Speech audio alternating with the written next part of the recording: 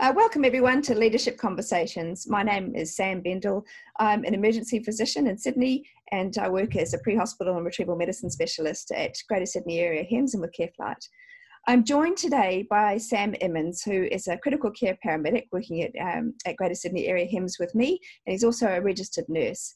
And he's someone who I admire immensely. He's one of the most curious, considered and intelligent leaders I've ever met, and I've always loved watching him in action. So I've asked him to come and talk about his key 3 tenets of great leadership and what those involve. Sam, welcome, and thank you very much for joining me today.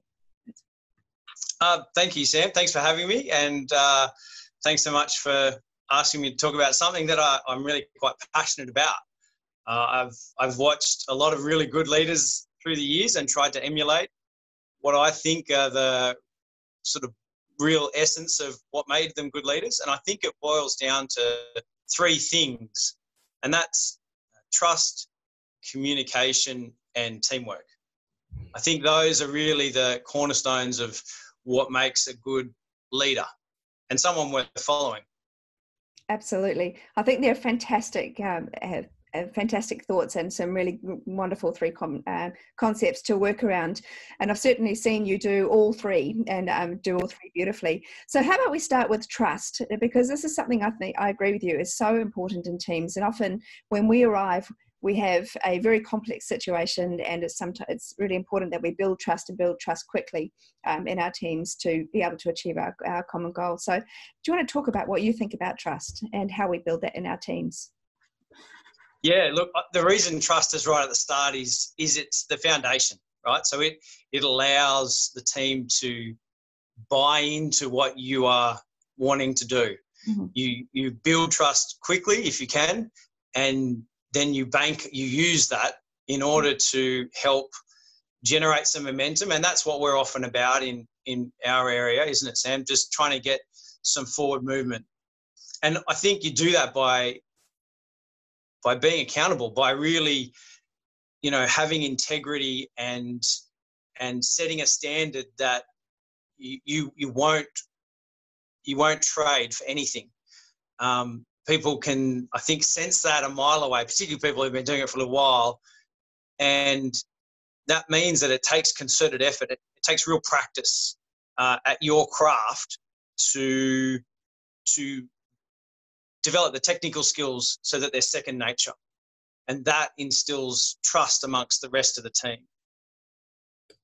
I couldn't agree more, and certainly the high-performance teams that we're lucky enough to work with, and particularly when a job goes well, I think you can sense that that trust amongst the services. Everybody's there to step up to the plate, and I think that's and it is certainly a feeling of working together, and particularly if the leader leads well, it's a really beautiful thing.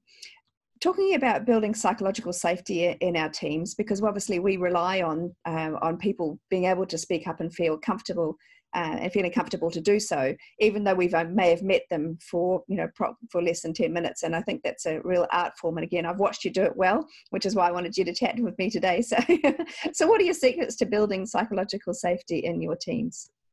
Look, yeah, it is. It's funny, isn't it? I think it's an often used term. And I don't think it's necessarily that well understood. It's not a warm blanket. It's not this sort of warm, fuzzy feeling that is psychological safety. It's really about creating a space where you can be frank and candid about what the needs are for us, the patient, and the safety of the whole team. And I think really being able to speak up, and again, having that standard that you won't drop, you won't fall below, I think that really sets an example for others to feel confident that they can speak up when they see something that you don't see. And that's where the real value is having all those extra eyes involved and you trusting them to be able to see things you can't see. So trust definitely goes both ways in the teams, doesn't it? Always, should I say? Absolutely. Always. Yeah. So let's move on to communication. Once again, you're an extraordinary communicator and we work in some pretty complex environments. So do you want to let us know what your tips and tricks for communication for great leadership look like? Yeah, look, there are a lot of similarities you can draw from the pre-hospital setting, I think, and turning up to a big incident where there's a lot of different agencies all working, in their lane. They're all subject matter experts in their field, and they've all got their own priorities. And so there's this real competing priorities. And so communication for me is how you share a mental model, which again, often use term, but you get everyone on the same page, and it's drawing a line in the sand and giving people an aim or a target to work towards, and then even a few steps along the way of how they're going to get there. Communication is it's verbal and non-verbal, and I think the good communicators that people think of are the ones that have a certain thing about them, and that probably goes back to trust as well. They stand tall, they speak clearly and calmly, they use terminology that's familiar to the whole team, therefore creating a sense of trust. And I think communication, if trust is the foundation, communication's really all the framing timber on a house, and the rest of it gets attached to that. That's a beautiful analogy, Sam. So do you want to move on to teamwork? Because I think that leads nicely into coordinating our teams. And this is a recent jobs that some colleagues of ours, including you, did. And I'd love to know what your thoughts are about how we build good teamwork. Because again, often used word, and sometimes it can mean different things to different people. Yeah, sure. Look, teamwork's one of those really funny things, isn't it? Everyone can think of a time where teamwork's not gone well.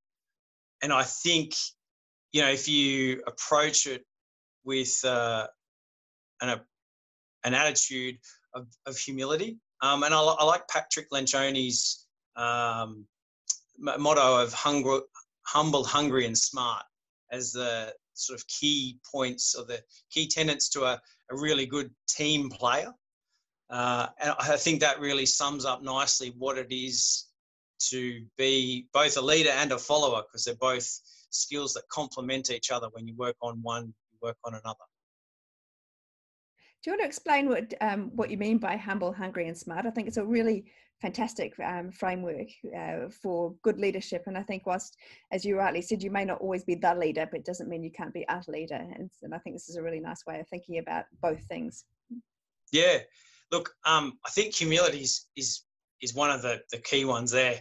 Humility allows you to have, a growth mindset. You don't have all the answers, and that's okay. That probably goes back to building trust again, doesn't it?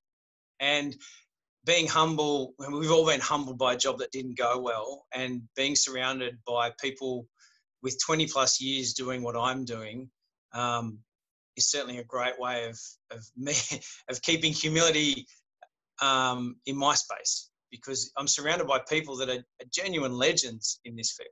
And I'm deeply humbled every day to come and bounce ideas and thoughts off them. Yeah, I think that's a really, Patrick's sort of phrase there is perfect. That leads us into hungry.